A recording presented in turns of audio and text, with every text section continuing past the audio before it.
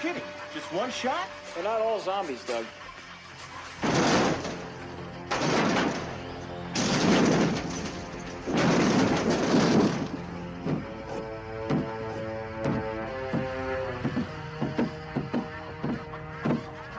How do you fight this thing? Maybe we could drown it in A1 sauce. Well, sometimes that is better. The person you put up there ain't the person that comes back. It's a dance song to get down with. About 6 feet under. Get there. Ooh, I love this song.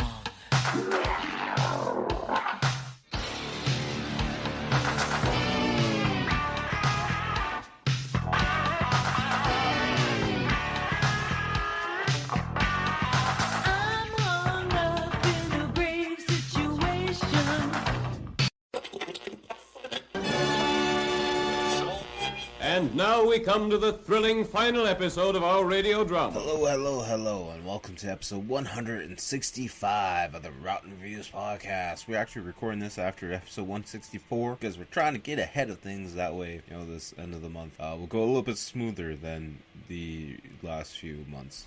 Now, that being said, it's not like the last few months have been bad by any means, but I personally am the type of person that likes to make a back catalog of episodes. That way, if something happens, because I'm always expecting the worst, we have a little bit of room to work with.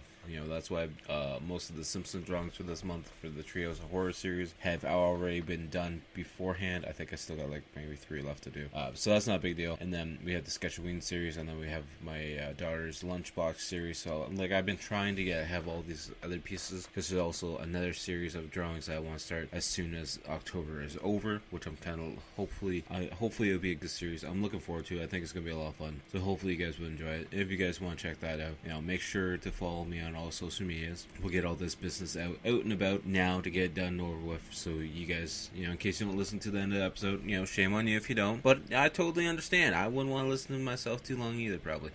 Because I really hate editing these episodes, but we're getting off track. But yeah, follow me on all social medias. You got Instagram, we got the X page, the Threads, you got TikTok, you got the Twitch channel if you want to. That's not artwork related, but video game related. And then the main thing is, if you want to check out the YouTube channel where we have a lot of the artwork going up, we have the old episodes of the podcast going up, and we also have the weekly gaming video each and every single Wednesday. So definitely go check that out. Been doing a lot of Ninja Turtles. Shredder's Revenge. We got the Harvest Moon PS1 gameplay going up, and a bunch of other little videos.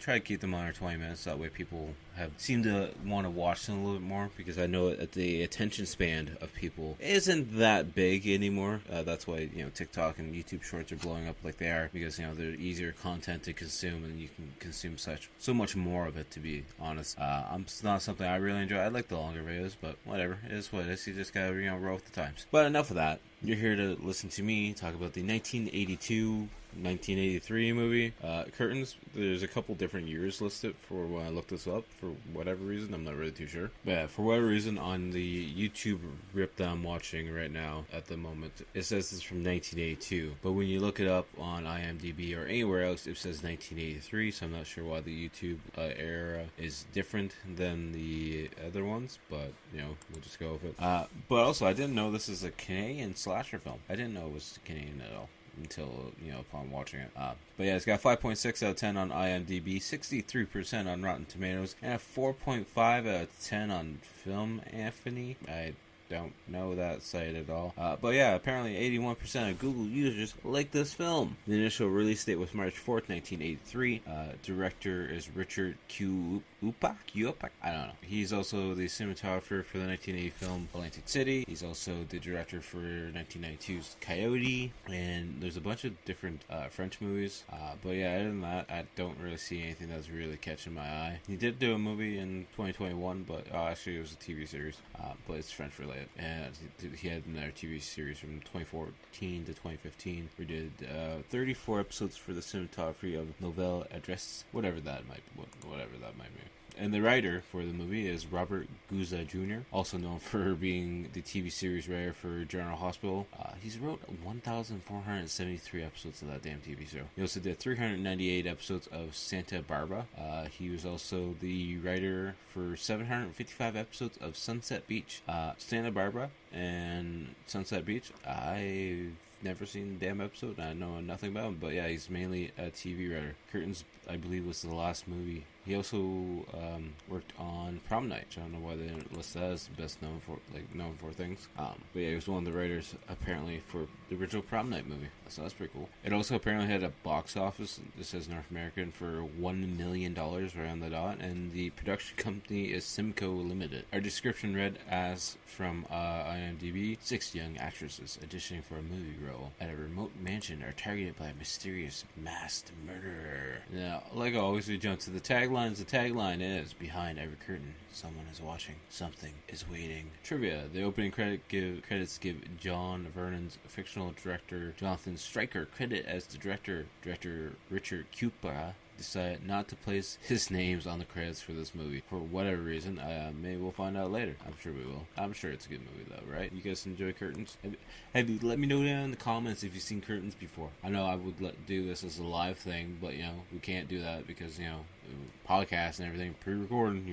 Nothing's live. Anyways, as always, like I say, I'm going to be talking about the movie from start to finish and hitting all the points in between, the points that catch my eye at least. So if you guys don't want to be spoiled on a movie that came out in 1982, 1983, depending on where you look at it, feel free to pause it now. But hopefully you will come back and listen to the podcast because we need you here. I need you here because, it's just a one-man crew here. Just trying to make some content that you guys enjoy. So hopefully you'll come back. But yeah, we're going to get right into the movie now. Presents Saturday Night at the Movies, the television series which each week brings you the finest in recent motion pictures. Tonight,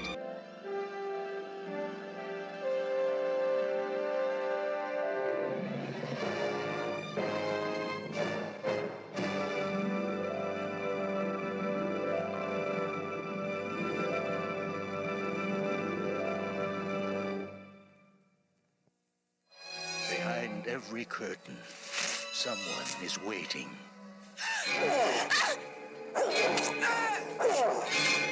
Someone is watching. Someone is hiding.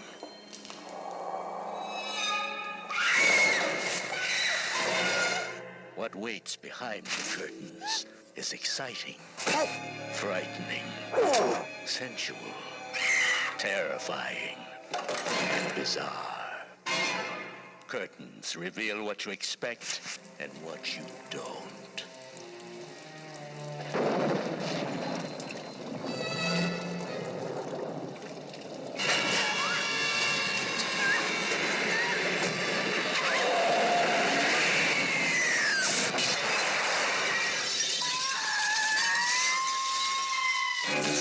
Curtains, the ultimate nightmare. Movie just starts out with the Simcoe production credits, and the intro credits start playing. We see who's in the movie, and then it's just literally a red font on top of a curtain, and then the curtain font comes in. It actually sounds really cool because it's got like the ripping effect. We see the curtain font come across, and there's a little blood drop. I'm a big thing. Like me being an artist, I enjoy the creative fonts and whatnot they use. Just it shows they put in a little bit extra effort. It's not just copy and paste and Times New Roman font. Then we cut to a girl who's doing like a little speech as she's holding a gun as the curtains open. And we can tell she's on a stage and she's just auditioning for something, or at least maybe there's a crowd maybe there. I'm not really too sure. I can't see at this point in time at this angle, but it just seems like she's rehearsing her lines essentially. Then she pulls the trigger on the gun, and the director's like, "Nah, I don't believe it. Yeah, she could never pull the trigger of that gun. Never." And the director is Jonathan Stryker, played by John Vernon, of all people. Recognizable acting credits for him would be one that personally comes to my mind first because it's one of my favorite movies and I've already done on the podcast.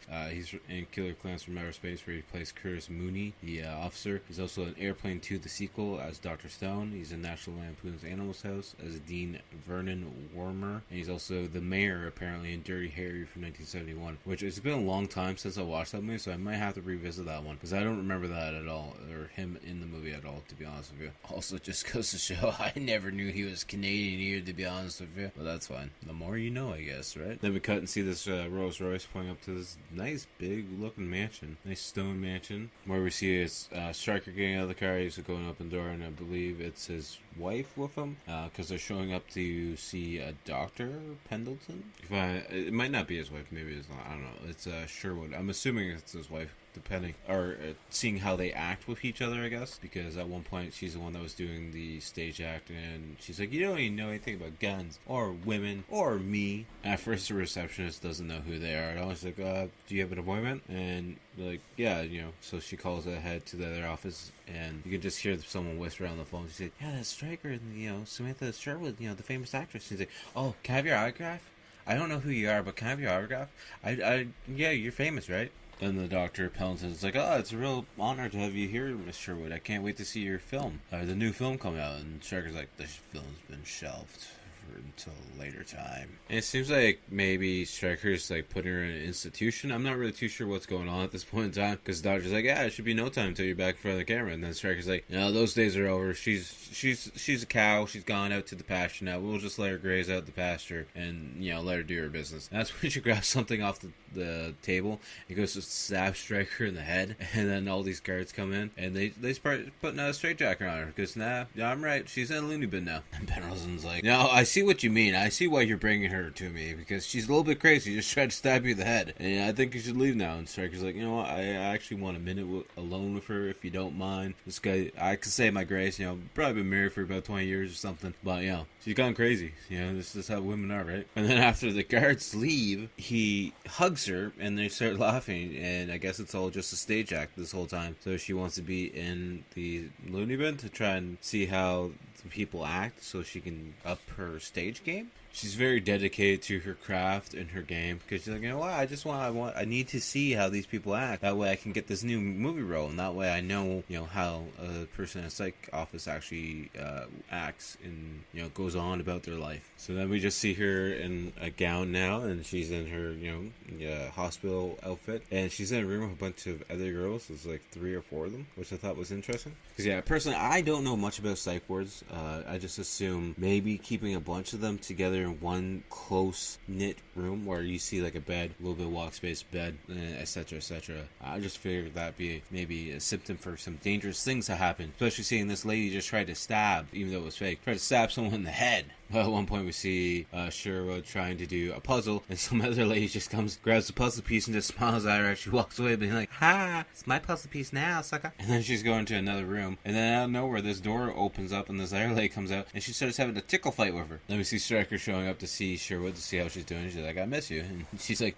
stick to your directing skills, because your acting skills suck. He's like, well, what do you mean? I miss you. And Dr. Pendleton says you're doing pretty well. And then we cut to her like that night in bed, and her roommate, or one of the roommates, just wakes up screaming. She just looks over her like, yeah, I'm going back to bed. It's too early for this crap. And then we see them all in the same like living room, conference room, where she's watching the TV. She's hanging off behind everyone, and she's smiling because she sees on the TV it's one of her acting roles, one of her movies is on. And then everyone else starts laughing because they notice, it's like, hey, that's you on TV. And they just start laughing and start smacking everything. And we can see Samantha Sherwood is definitely going crazy at this point in time, because we then cut to her just sitting on her bed, her knees up in her chest, just looking off into the world, being like, I need to get out of here. And then it might be like that same night again where her roommate is screaming in bed, but then we see 2 of the medical team, I don't know the exact word, it's blanking my head right now, they come in to grab her, and they literally drag her out of bed and take her away. And then Sherwood's just like, oh yeah, it's gonna be a long night. And then it's like the next day, I think, and we see that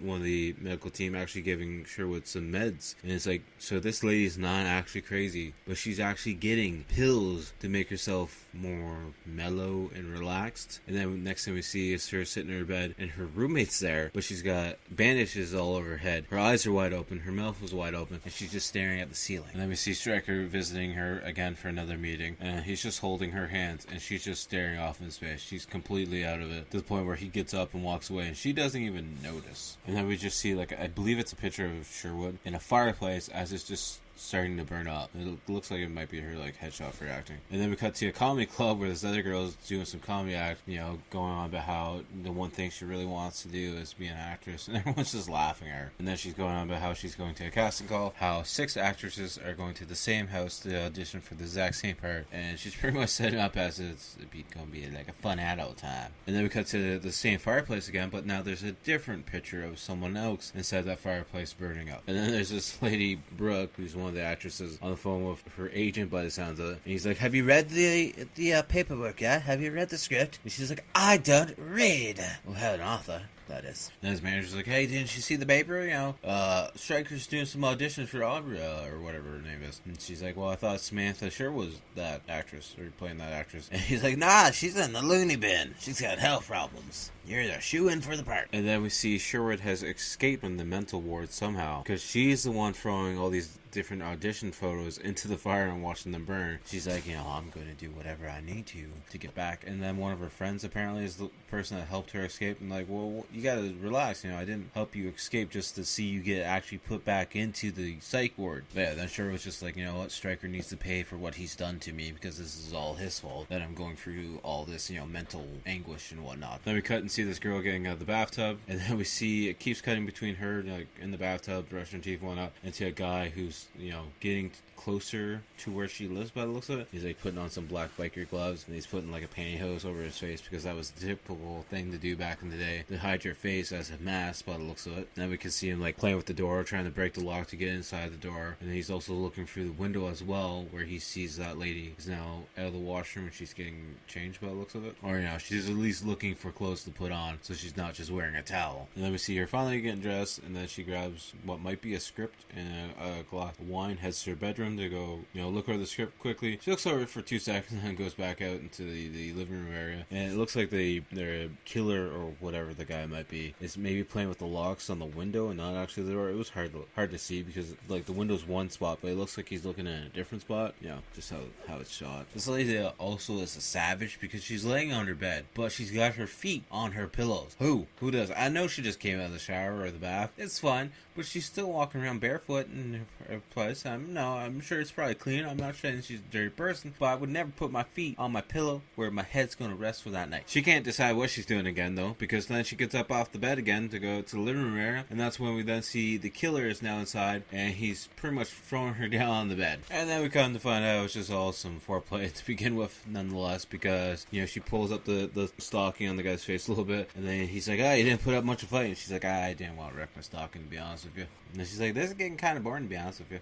And he goes on about, she's like, well, how about we play Pac-Man, you know, girl buys a game, and then the monster comes alive and eats everything in sight. It's like, clever. And then she's talking about, you know, the audition. He's like, what kind of guy invites 6 girls to an audition over at his private personal house? He's like, I wish you wouldn't go, because, you know, it's just, you know, throwing me off a little bit. He's like, well, I really want the part. And he's like, well, you know what, I might not be here when you get back then. And then they start getting it on in the bed, and then we cut to what's on the floor of the bed, and it's just like this lifeless doll with dark eyes just staring off in the distance, looking like it's ready to kill someone. Which I'm assuming it's the same doll that's on the cover for this movie.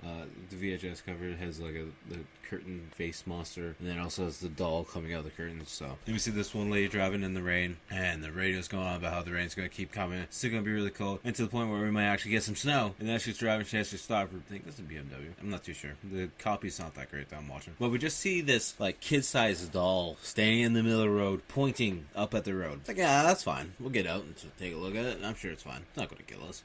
Sorry, from the first angle, it looked like it was pointing, but no, it's got both arms out like, hug me. I won't kill you. My name is not Chucky. And for whatever reason, the girl goes to touch the doll and be like, oh, your face looks really real. And then the doll grabs her wrist, and she won't let go. And then next thing you know, we see the door of the car closing, and the car running them over. And it's just the girl waking up now from a bad nightmare.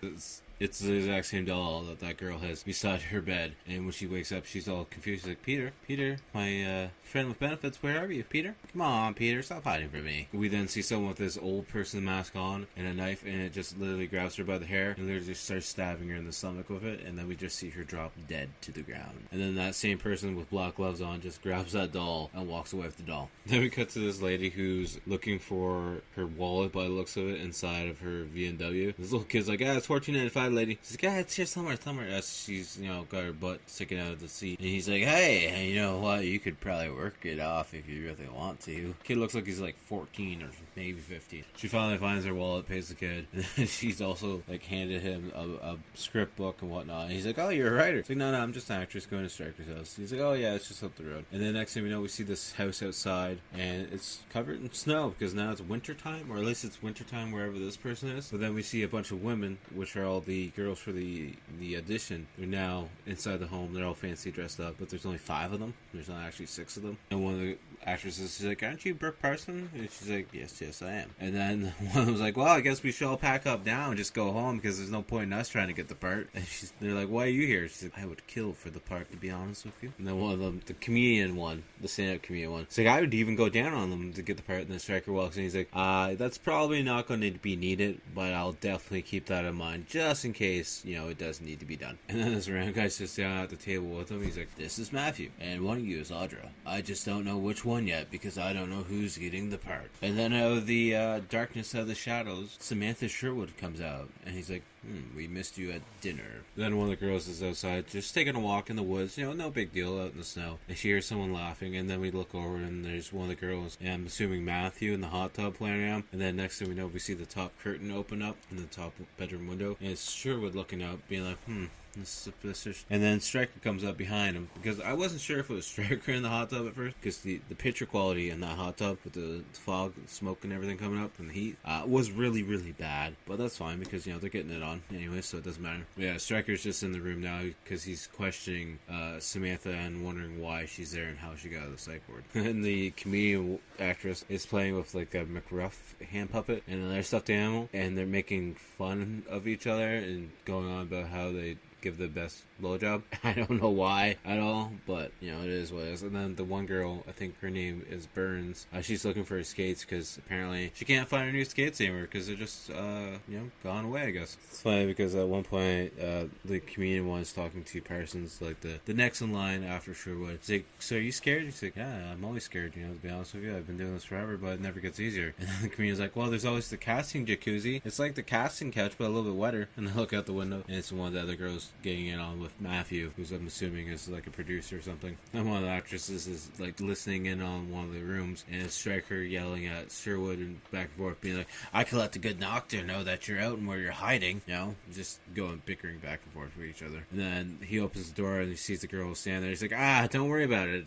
Just rehearsing a play, and it's nothing serious or anything. We're just rehearsing our lines. It's fine. Just tricks of the trade, of course. And then we see in one of the rooms there's a suitcase open up, and on top of that suitcase we see that old person mask that was used in the killing of the other actress that didn't make it to the casting call, essentially. And then we cut down into the bases, and we see, I'm not sure, it's like a little scythe. It's just like a little hand scythe, and it's just hanging from the ceiling. And then we hear a grinder going because now they're sharpening the blade on said scythe. And then we see one of the girls in bed who looks a little distraught, a little sad. And then we see Stryker putting on his jacket and leaving said room. And then Sherwood watching as Stryker's walking down the hallway from that room. It's like, you just did some casting calls, huh? That's what you did. And then we see Burns, I believe it is, walking through the woods. She's got her skates now. She apparently found them somewhere. Not sure where she found them, but she found them nonetheless. And she's walking through, just, with her boombox as well. I forgot to mention, she's carrying a goddamn boombox as she's going through the woods to try and find a spot to skate. But off in the distance, watching is Matthews as he's trying to collect some wood by the looks of it. And she just keeps walking, doesn't hear him, using a little hatchet to chop with the wood or anything. Just, that's fine. It's just sounds of the woods. And of course, she finds this one spot that's fully cleaned off and just all ready for her to skate on. And, she turns on her Panasonic boombox and just starts, doing her skating around the little frozen lake or whatever it might be. And as she's skating, her music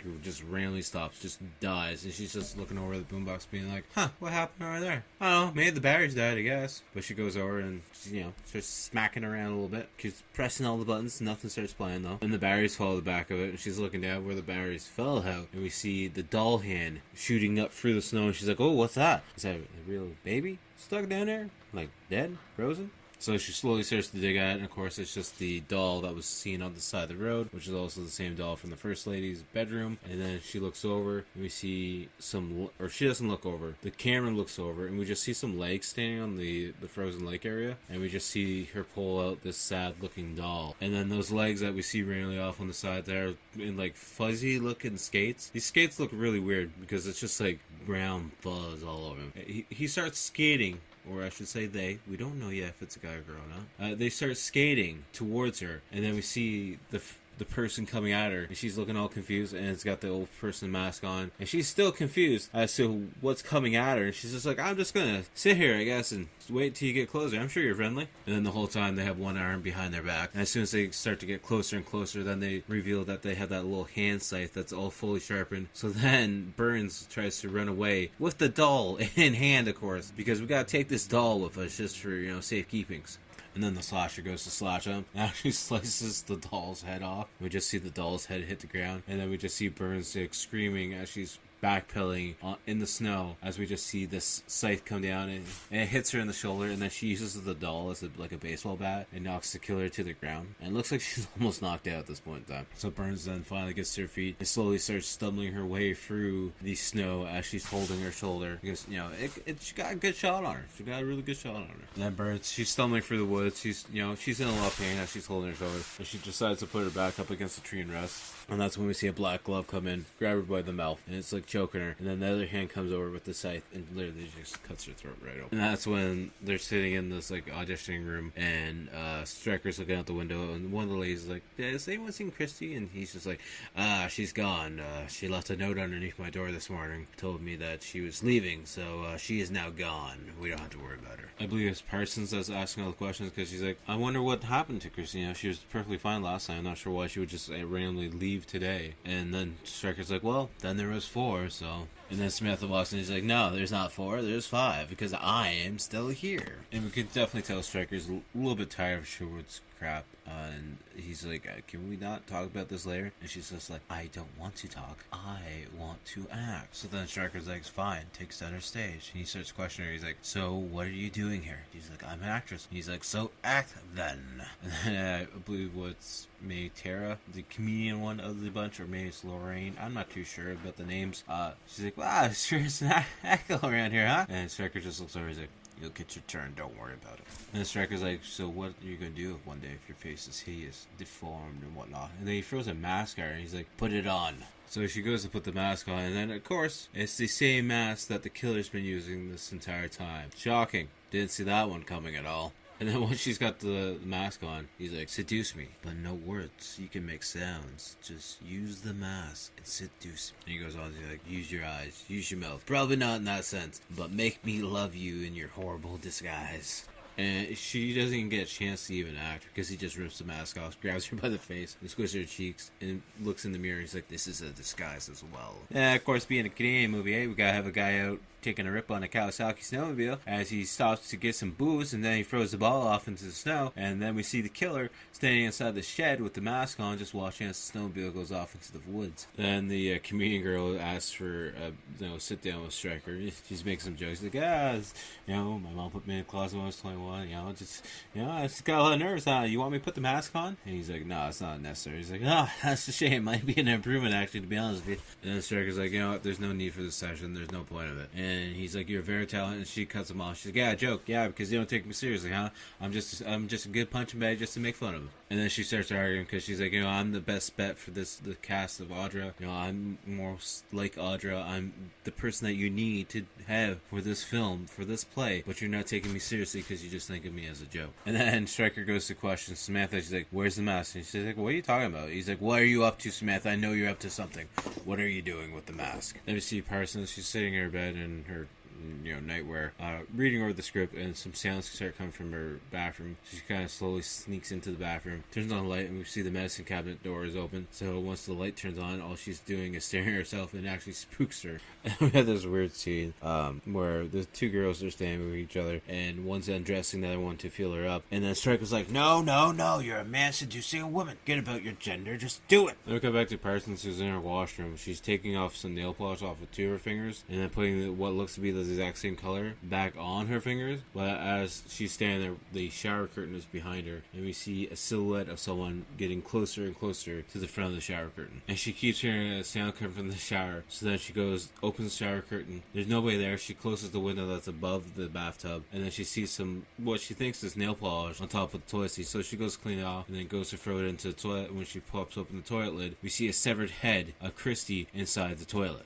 Then she goes to where everyone's doing the little boob touching rehearsal, and she's like, it's Christy's head, she's in my toilet. And Striker's like, no, you're just imagining a thing. Nobody's actually dead. Here, let me just take you back to your room by herself. Everything's gonna be fine. Don't worry about it. Don't worry about it. So then Striker takes her back to her room, and they go back in the washroom, and he comes out, and he's like, there's nothing absolutely in there. And she's like, there is. There was a head in my toilet. He's like, there's nothing in there. You're just going crazy. So then Striker takes her over to her bed. She takes her pills to try and knock herself out. And then they get in bed together and kind of cuddle to, comfort her, I guess you could say. We see two of the girls sitting down in the kitchen being like, why would she say that Christy's dead? And the one's like, well, maybe Brooke's just acting, Maybe Brooke's acting like Audrey would act in the play just to try and channel the character. And then we cut to, Samantha just opening the door and looking in, and we just see Striker laying in bed, naked with the blanket over him, just having a smoke as, we see the naked Brooke beside him. And she's just like, oh, okay. Guess I'm in the wrong room. I just go find somewhere else to sleep, apparently. And then we see Samantha in her room,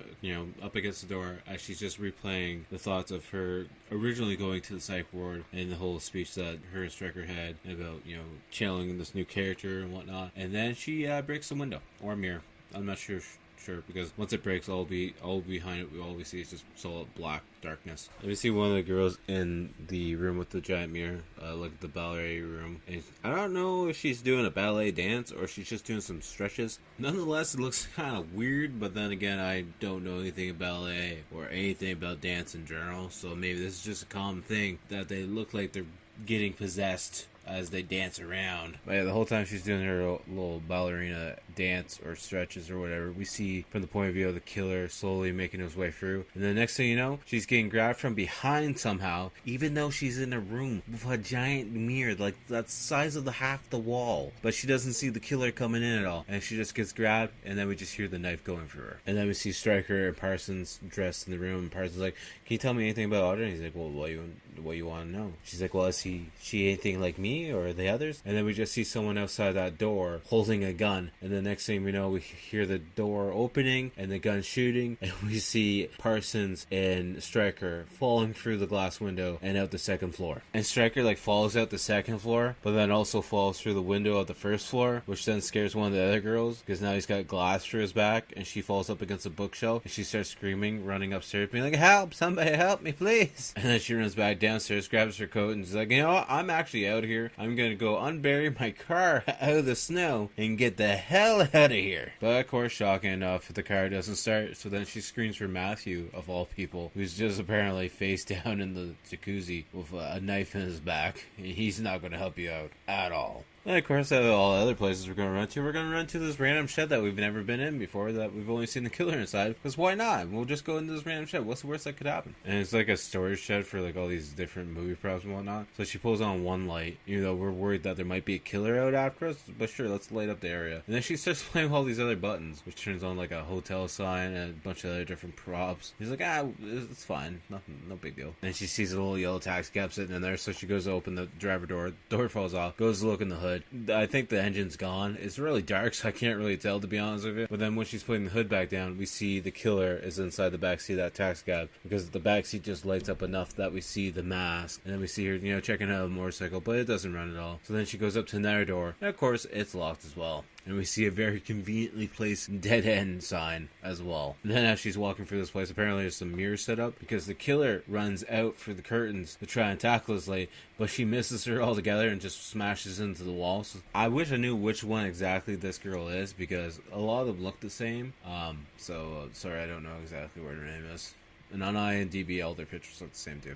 I'm assuming the lone survivor is either O'Connor or Summers, but not 100% sure on that one. And then we see the killer coming through, and they see what they think is her, so they go to stab her. But it's actually, she was smart enough, she put her jacket on the mannequin, and then as the killer is stabbing the mannequin, she jumps down from the rafters and kicks her into the wall. And killer's just down on the ground on her back, just, heavy breathing. So she goes up to her and like, I'm just gonna check to see who's underneath the mask. And then of course killer comes alive and starts choking her. So then she grabs a random piece of wood off the shelf that the killer's up against and just starts wailing her in the head. And then starts trying to run away, but she opens up a door. And of course there's just a random brick wall behind that door. And then for whatever reason she goes in this room that's full of mannequins. But for storage reasons, I guess, all these mannequins have nooses around their throats and they're hanging from the ceiling as a sign's lit up saying applause. And as she's walking through, she feels some blood dripping on her hand and she looks at the mannequin that's hanging.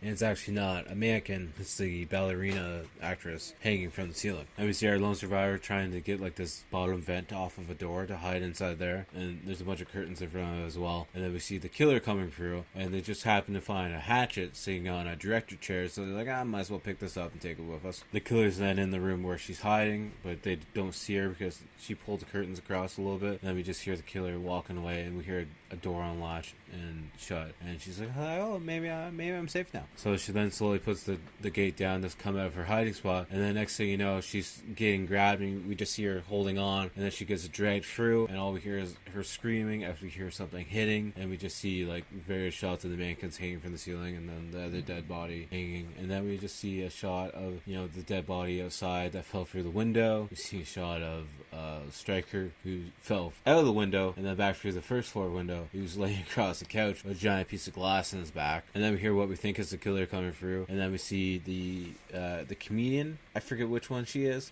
Maybe she's O'Connor. I don't know. I'm horrible at this. Anyways, she's popping a champagne bottle, and it goes all over the place, and she drops it because it's not actually the killer coming out of the hallway. It's actually Sherwood coming out of the hallway. And then Smith is like, Audra would have knew how to open the cork of a bottle. And she's like, Audra would have smashed the bottle on the counter and drank from the broken's neck. And then Smith is like, it's just too violent. And that's when Smith is like, you know what? Stryker had me come in so I could know what Audra would know, and it's all for his reason for me going to the psych ward. And that's when Smith is saying, you would like Stryker would like you, he was happy with disciples, pretty young woman. And she's like, well, where's Stryker? And Smith is like, he's gone. And she's like, what, he left? And he's like, no, he's dead. And then Sherwood's like, go live a normal life, go be a waitress, go get married, go have a happy family. Don't try to be an actress. And then O'Connor, I believe, is like, tell me what you did. She's like, I killed Stryker. Go let the cops know. Let me know. And, it's fine. And then O'Connor comes out with a giant butcher knife. So yes, Sherwood did kill Stryker in Parsons because of the whole affair going on. But O'Connor, which I believe that's who it is, she's the actual killer the whole time because then she kills Sherwood. And then we have a flashback to her being like, you ever want something so badly you kill for her? Because I would. And then we find out she's a patient from the psych ward. And that whole time she was doing the stand-up comedian bit was just her actually doing the stand-up to the other patients in the psych ward the whole time. And then we see the red curtains slowly coming across to close off the scene. And then the outro credits start to play. And that's the end of the movie. And I gotta say, I really enjoyed this one. I thought it was really fun. I like the aspect. For me, it's a little hard deciphering who's who because I'm just bad at that, to be honest with you, because they all look kind of the same, and in hindsight they all kind of look the same because they're all auditioning for the same part. I could separate a few of them apart from each other, but there's a couple that just kind of lost faith, or I lost faith in myself, wondering who they are. I'm bad at that, but whatever. But yeah, highly recommend watching this. You can watch it for free on YouTube. And for me, on the Rotten scale, I'm giving it a solid 7 out of 10. I definitely recommend it, and I'll probably watch it again at some point in time. Which brings us to a part where we have to pick what we're going to watch next week. Alright, so for this next one, we're going to step out of the horror side of things right now, and we're going to jump to the 80s. What am I saying jump to? We're still in the 80s nonetheless. I don't know why I said jump to the 80s. We're going to jump to an action comedy. I think it's more comedy than anything. This one's called Real Men from 1987. It's just starring John Ritter and James Belushi, because I've watched this movie a couple times before, and I absolutely love it and enjoy it. So hopefully you guys will as well. It's not a movie that I feel people know that much of, and I don't think it's ever been really talked about too much, to be honest with you. I personally like Belushi, and John Ritter's got his moments. I enjoy him. He's not up there in like my top 10 by any means, but he's definitely a good actor nonetheless. But hopefully you guys will find a copy of that one. Watch it beforehand, and it should be a fun one. I'm looking forward to watching it again. It's been about almost a year since I watched it, so should be a good one. As always, please check out the outro band, Toronto-based horror band Blood Opera. They got some new music coming out. You can find them on all social medias. You can find them on YouTube. You can find them on Spotify, Facebook, Instagram. I'm sure they're on Threads as well, and X. All the links will be down in the description below as well. You can also find my links down below, or just follow me on all social medias at Typhonsign. We have the TikTok channel, we have the Twitch channel, we have Instagram, Threads, X. Did I say Facebook? We got Facebook. I should have this down pat, but I don't. But yeah, the main thing that we are always pushing is the YouTube channel. We have the weekly gaming video coming out every Wednesday. We have old episodes of the podcast going live, and we also have various art shorts and live streams going on there as well. Until next time, I'll talk to you guys all later. Peace!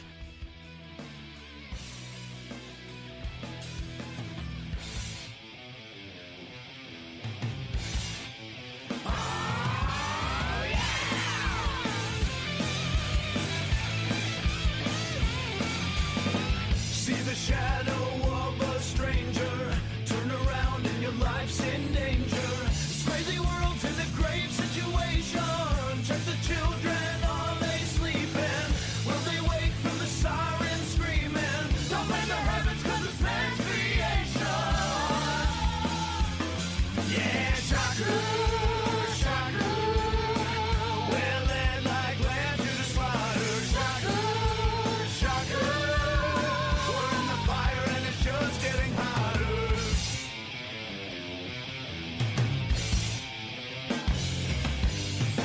See the light, it's the city burning. The homeless shudder 'cause the leaves are turning.